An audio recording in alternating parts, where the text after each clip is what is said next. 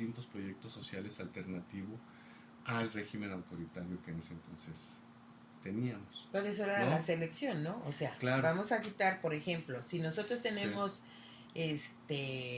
¿cómo se llama?, en mente ocupar toda la zona de la Sierra de Guerrero, claro, para la siembra de amapola, claro, y los principales actores que se oponen a ellos sí, son el campesino X, Y y Z, sí, ¿verdad? Que son los más lúcidos, los que tienen la visión. Entonces aparecemos a los, exacto, ¿cómo se llama?, a los actores X, Y y Z, sí, aunque los demás pues ya sabemos que no van a, claro, que si es un líder no van a tener la misma capacidad, sí, de resistencia y de actividad, ¿no? Claro. Es un tanto, sí, una estrategia, sí, con esa visión, ¿no? Sí, claro, y sí, exacto, y al final eso fue lo que pasó, es decir, no solamente se desaparecieron personas, se desaparecieron organizaciones y se desaparecieron a estos proyectos alternativos, ¿no? Y eso tiene un costo también, o ha tenido un costo muy grande. Por ejemplo, ahora a ver, déjame que te interrumpa tantito.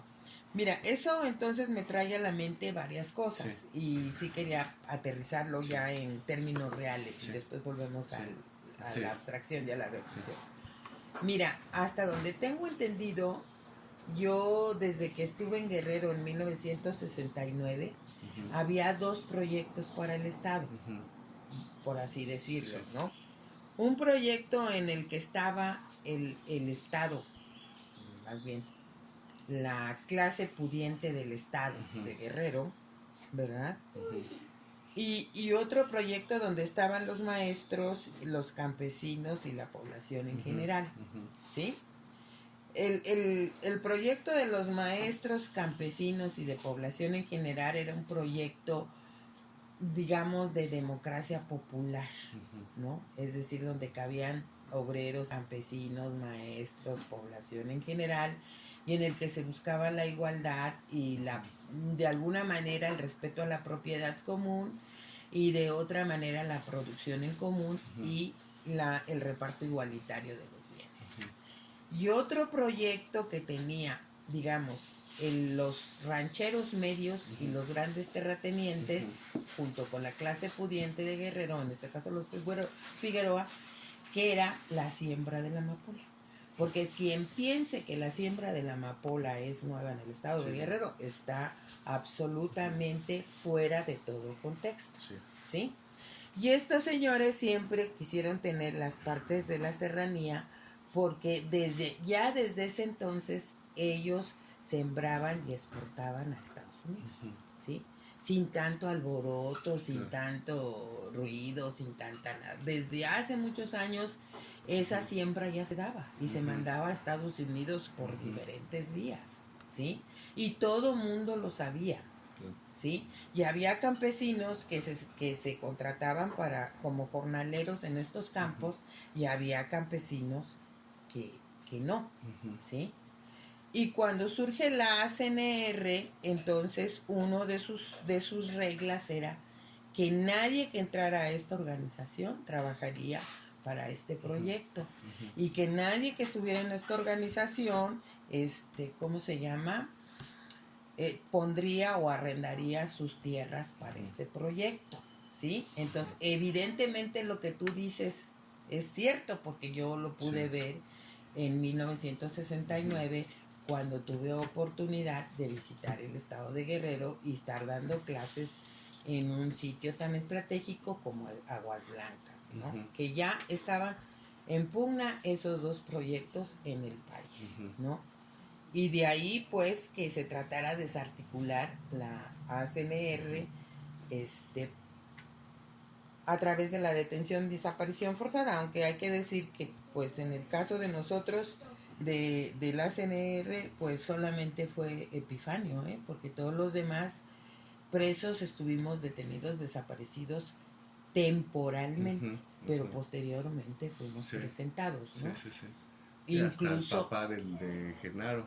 Ajá, sí. ¿No? Ajá. Incluso hubo oportunidad posterior de que hubiera gente que se fuera a Cuba, uh-huh, por intercambio, ¿no? Uh-huh. Pero regresemos a lo que nos ibas a decir. Sí.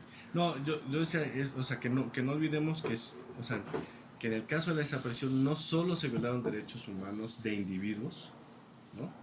Que es lo que, digamos, sobre lo que ahora pone énfasis, ¿no?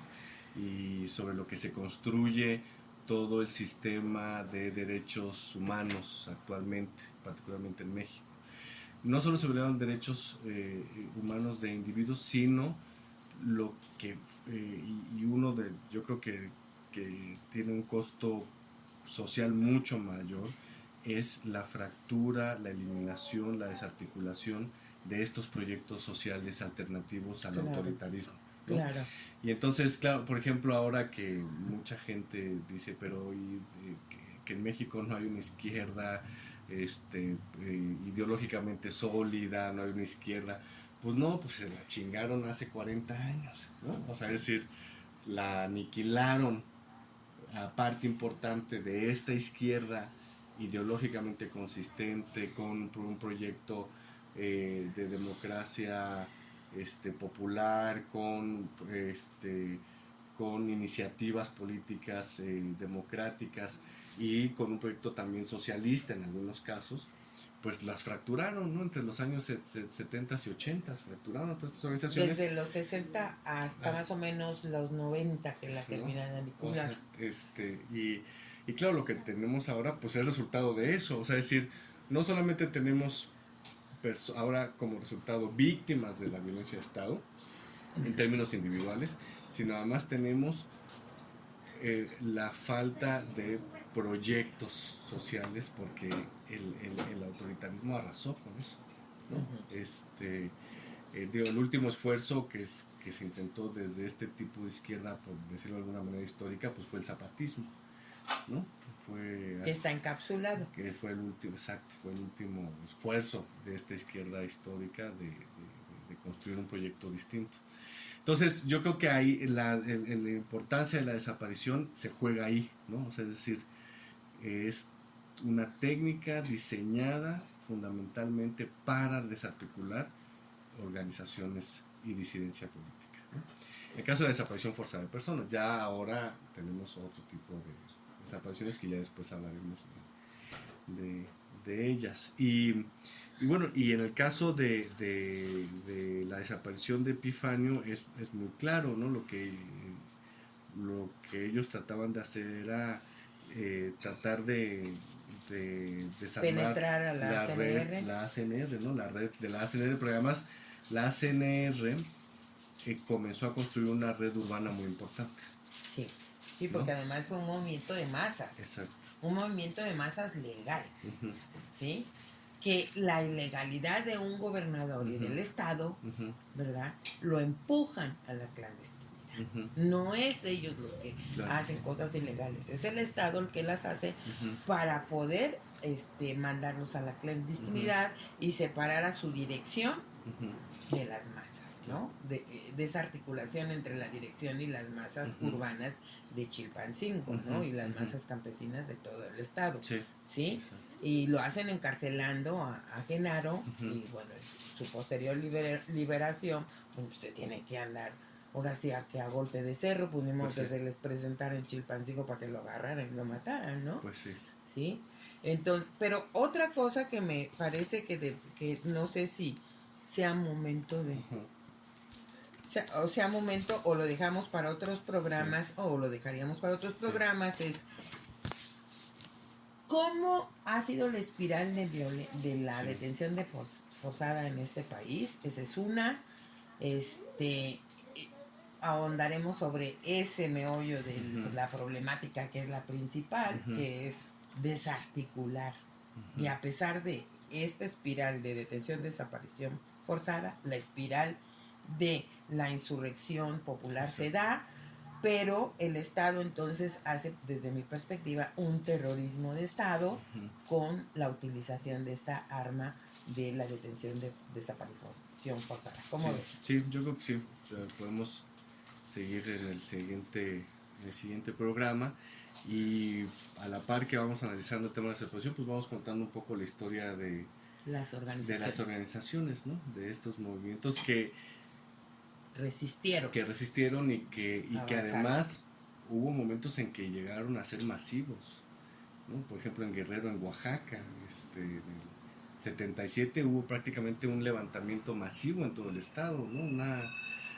Si no una insurrección, por lo menos una protoinsurrección casi. Eso sería interesante, en el estado fíjate, de Oaxaca. porque pasó desapercibido, ¿sí? Creo que porque además nadie ha hecho el binomio que hay entre la lucha armada y el ascenso de masas. Exacto. Los que lideraron el ascenso de masas piensan que fueron por sus virtudes y sus condiciones de liderazgo, cuando no ven el contexto de que el Estado estaba muy ocupado en desaparecer y aplastar la insurrección armada. Entonces dejó que la insurrección civil avanzara porque no se podía ocupar de las dos al mismo tiempo. Dos frentes. Esa es la idea que yo tengo. Uno, y la articulación entre, porque también se piensa que no existió articulación entre las organizaciones armadas y los movimientos populares, y sí había. Sí lo hubo. Y sí hubo una articulación muy importante. Importante, aunque no la que fue necesaria. Claro. Si no, no hubiera habido la derrota. Exacto.